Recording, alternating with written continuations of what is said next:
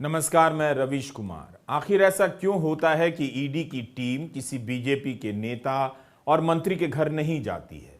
चुनावों के दौरान या उसके पहले भी बीजेपी के मंत्रियों के यहां कहीं भी छापे नहीं पड़ते हैं। चुनाव भी छोड़ दीजिए, विपक्षी नेताओं के यहां पड़ने वाले छापों का इतिहास और संदर्भ देखिए पिछले 10 वर्षों में, तो पता चलेगा कि ईडी को अब किसी की आलोचना से फर्क नहीं पड़ता। क्या यह मान ही लिया जाए कि चुनाव होगा तो विपक्ष के नेताओं और उनके रिश्तेदारों के यहां छापे पड़ेंगे? क्या इसका इस्तेमाल विपक्ष को डराने के लिए किया जाने लगा है? जवाब आप जानते हैं। क्या सही में ईडी को बीजेपी के मंत्रियों, नेताओं, डीलरों और उनके फाइनेंसरों का पता नहीं मालूम?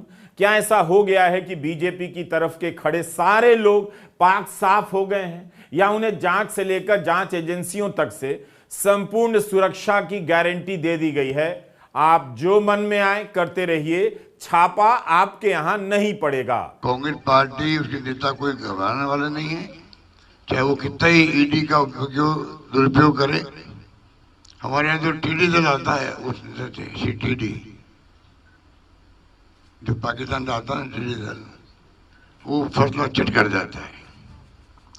ईडी इनकी फसलों को चट कर जाएगी। ईडी जो है ना, बीजेपी की ऐसी हालत खराब करेगी, गांव गांव बात फैल जाएगी कि टीडी दल की तरह ईडी का उपयोग कर रहे हैं। एक सवाल है, जब आचार संहिता लग जाती है तब तो वहां की सरकार भी निर्णय नहीं ले सकती। चुनाव आयोग का काम यह देखना है कि सभी को बराबर का मौका मिले, लेकिन जब चुनाव के दौरान जांच एजेंसियां विपक्ष के उम्मीदवारों को घंटों घर में बिठा दें, उनके सहायकों से पूछताछ करने लग जाएं, तो क्या यह बराबरी मानी जाएगी? चुनावों के दौरान जांच एजेंसियों को क्यों भेजा जाता है? क्या उनके लिए आचार संहिता नहीं होनी चाहिए? ईडी पर यह आरोप लगने लगा है कि वह एक तरह से बीजेपी के लिए ईवीएम मशीन की तरह काम कर रही है। उम्मीदवारों को पूछताछ के नाम पर घेर लिया जाता है, विपक्ष के समर्थकों में घबराहट पैदा कर दी जाती है। इस तरह की रणनीति और आरोप लगते हैं। यही कारण है कि कांग्रेस के प्रवक्ता पवन खेड़ा ईडी को मोदी जी की तरह ईडीजी बुलाने लगे हैं। कई मामलों में देखा गया है कि बार बार छापे पड़े हैं, घंटों पूछताछ हुई है, महीनों तक केवल जमानत का विरोध हुआ है और रिजल्ट खास नहीं निकला।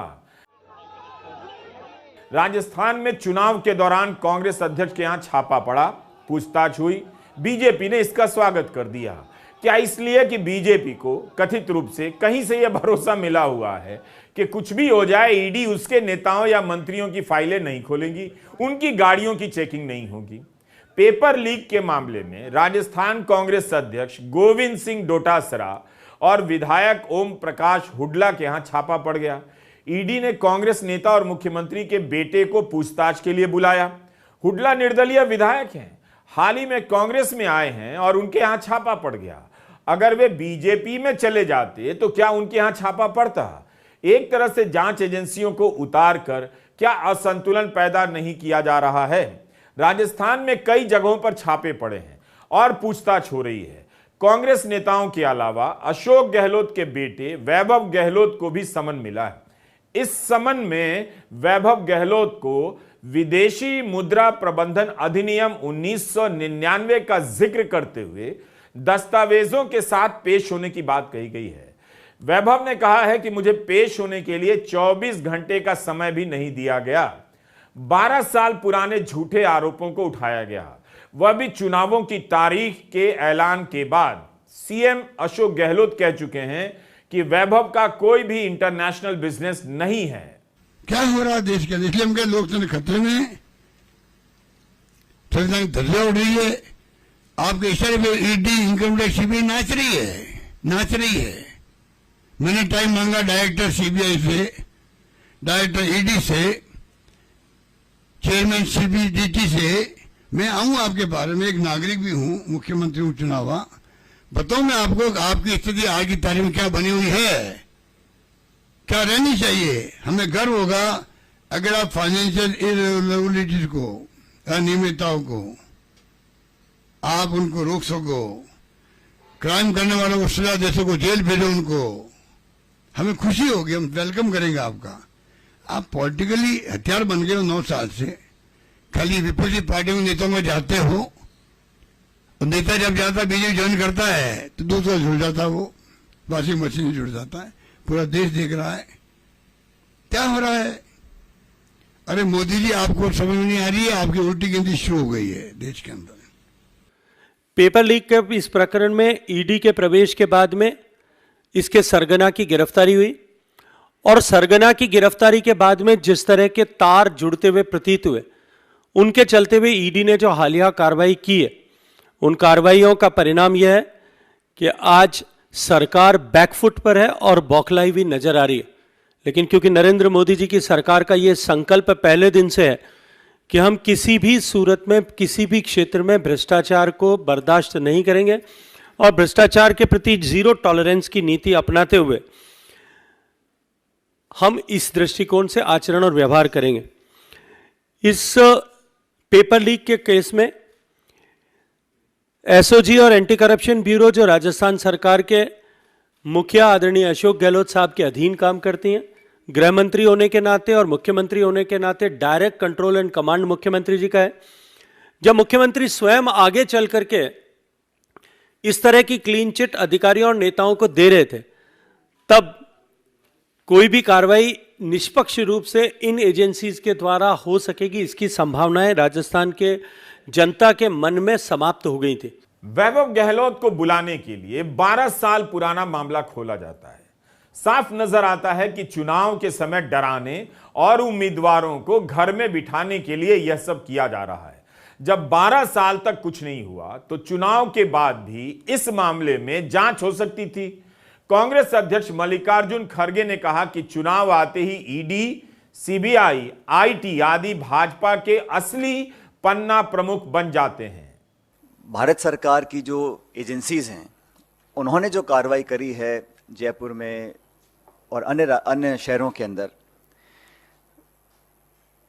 उन कार्रवाइयों की जो टाइमिंग है, जो उद्देश्य है और जो इंटेंट है, वो पूर्ण रूप से संदिग्ध है। और ये मैं इसलिए कह रहा हूं कि जो एजेंसीज भारत सरकार की हैं, उनका दुरुपयोग लगातार हो रहा है, ये अब जग जाहिर हो चुका है। लेकिन चुनाव संध्या से ठीक पूर्व, ठीक इलेक्शन से पहले जिस प्रकार से एजेंसीज को राजस्थान में छोड़ा गया है, कांग्रेस पार्टी के नेताओं को भयभीत करने के लिए, आतंकित करने के लिए, देश और प्रदेश इस बात को बहुत गंभीरता से देख रहे हैं। कांग्रेस पार्टी करप्शन के खिलाफ है, भ्रष्टाचार के खिलाफ है। अगर कोई भी निष्पक्ष जांच होती है और कोई सबूत प्रमाण के साथ संदिग्ध पाया जाता है, उस पर कार्रवाई हो, इसके पक्ष में हम लोग हैं। लेकिन इलेक्शन में अपनी हार देखते हुए अगर भारत सरकार इस बात को समझ गई है कि वहां बीजेपी चुनाव हार रही है, और फिर नेताओं को स्पेसिफिकली टारगेट कर कर बिना सबूत और तथ्य के कांग्रेस पार्टी के अध्यक्ष को जिस प्रकार से उनके अगर रेड डाली गई, उनको कोई समन नहीं, कोई बुलावा नहीं, कोई सबूत नहीं, और इस प्रकार की जो रेड डाली गई है वो सिर्फ एक संकेत देने के लिए दी गई है, मैसेज देने के लिए दी गई है कि अगर हम पॉलिटिकली कमजोर पड़ेंगे तो हमारा साथ देने के लिए नाना प्रकार की जो एजेंसीज भारत सरकार की हैं, चाहे वो सीबीआई है, ईडी है, इनकम टैक्स है, उनका हम दुरुपयोग करेंगे और लोगों के अंदर एक तरह का भय पैदा करने की हम कोशिश करेंगे। मुख्यमंत्री जी के बेटे वैभव गहलोत को जो समन दिया गया है, वो भी आप जानते हैं। उन्होंने खुद कहा, वैभव ने, कि ये 12 साल पुराना कोई प्रकरण था, और पोलिंग डेट अनाउंस होने के बाद अचानक से समन भेजा जाना, सब लोग समझते हैं कि इसके पीछे क्या सोच हो सकती है। दिल्ली में आम आदमी पार्टी के नेताओं का ही मामला आप देखिए। 8 महीने से मनीष सिसोदिया जेल में हैं और सुप्रीम कोर्ट ने पूछा है कि उन्होंने जब पैसे ही नहीं लिए तो उन पर मनी लॉन्ड्रिंग का आरोप कैसे बना। मनीष सिसोदिया की जमानत के मामले में सुनवाई पूरी हो चुकी है, फैसला आना बाकी है। 15 अक्टूबर को सुप्रीम कोर्ट ने ईडी से पूछा कि मनीष सिसोदिया को मनी लॉन्ड्रिंग के लिए आरोपी कैसे बना रहे हैं। जबकि वो मनी ट्रेल का हिस्सा है ही नहीं और पैसा उनकी जेब में पहुंचा भी नहीं। जस्टिस संजीव खन्ना और जस्टिस SVN भट्टी की बेंच सुनवाई कर रही थी तो यह हाल है ईडी का। 17 अक्टूबर को मनीष सिसोदिया के मामले में सुप्रीम कोर्ट को कहना पड़ा कि आप किसी को अनंत काल तक सलाखों के पीछे नहीं रख सकते। आरोप कब तय होंगे? 8 महीने से अधिक समय हो गए। मनीष सिसोदिया के मामले में ईडी और सीबीआई आरोप पत्र दायर नहीं कर पाई, लेकिन हर बार उनकी जमानत का विरोध करती रही। 16 अक्टूबर को सिंघवी ने आम आदमी पार्टी को आरोपी बनाने के मामले में कोर्ट में कह दिया कि साल भर बाद बेल की सुनवाई के समय ईडी कह रही है कि हम किसी और को आरोपी बनाएंगे, आम आदमी पार्टी को आरोपी बनाएंगे, जबकि 5 पूरक चार्जशीट दायर हो चुकी है। कई हजार पन्नों के दस्तावेजों की तफ्तीश हो चुकी है और 500 गवाहों की पूछताछ की जा चुकी है। यही नहीं, 27 अक्टूबर को आम आदमी पार्टी के नेता संजय सिंह की भी राउज एवेन्यू कोर्ट में पेशी हुई। 14 दिनों की न्यायिक हिरासत खत्म हो रही थी। उन्हें 10 नवंबर तक के लिए न्यायिक हिरासत में भेज दिया गया है। संजय सिंह को भी ईडी ने गिरफ्तार किया। उधर गुजरात के सूरत से एक व्यापारी लोन फ्रॉड कर अमेरिका भाग गए, इसकी खबर है। उस पर आरोप है कि उसने बैंक ऑफ बड़ौदा से 100 करोड़ का लोन लिया था, चुकाने से पहले गायब हो गया। यह सब चल रहा है मगर जांच एजेंसियां विपक्ष को लगातार दबोच रही हैं। आप जानते हैं कि जब से इलेक्टोरल बॉन्ड आया है पता ही नहीं चलता कि कौन पैसा दे रहा है और सबसे ज्यादा पैसा केवल बीजेपी को मिल रहा है। तो क्या यह समझा जाए कि चुनाव के दौरान जांच एजेंसियों को भेजकर विपक्षी दलों को आर्थिक चोट पहुंचाई जा रही है? आखिर बीजेपी के नेताओं के यहां छापे क्यों नहीं पड़ते? आपने देखा था कि ईडी के निदेशक को लेकर सुप्रीम कोर्ट में कितनी लंबी बहस चली। इसके निदेशक के पद पर संजय कुमार मिश्रा कई बार सेवा विस्तार पा गए, जिसे कोर्ट ने अवैध माना और पद से हटाने के निर्देश दिए।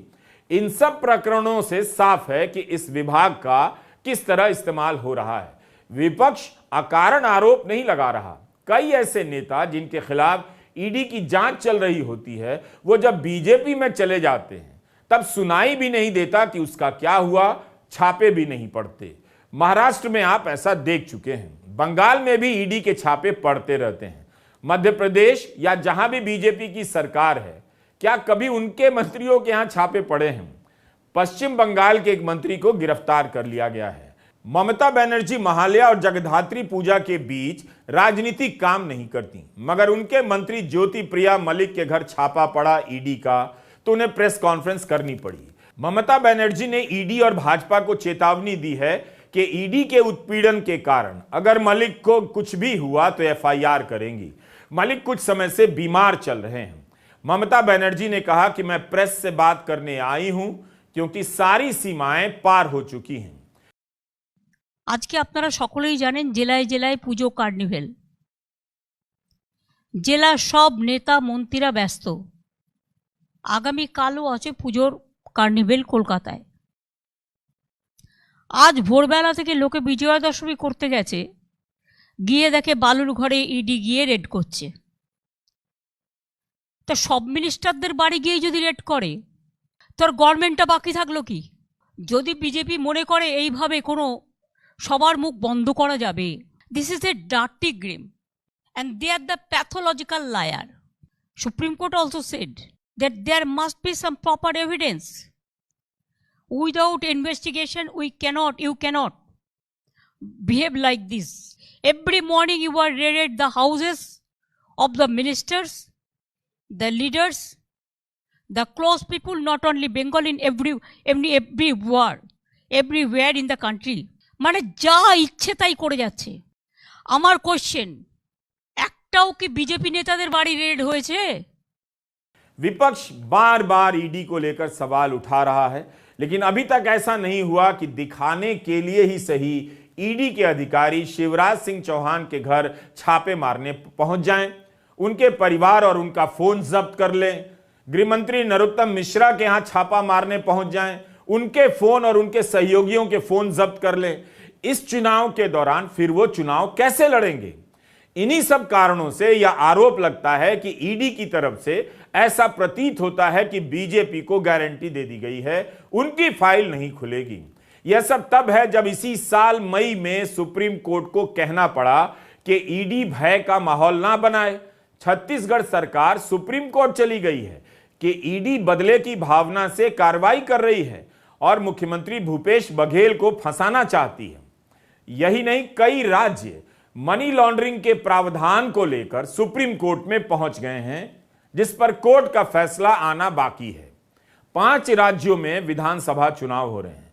इनमें से 4 राज्यों में पिछले कुछ महीनों में ईडी के छापे पड़े हैं और दूसरी एजेंसियों के भी। पिछले ही हफ्ते छत्तीसगढ़ में 15 जगहों पर ईडी के छापे पड़े।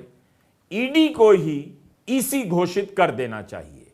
यह आइडिया कैसा रहेगा? नमस्कार, मैं रविश कुमार।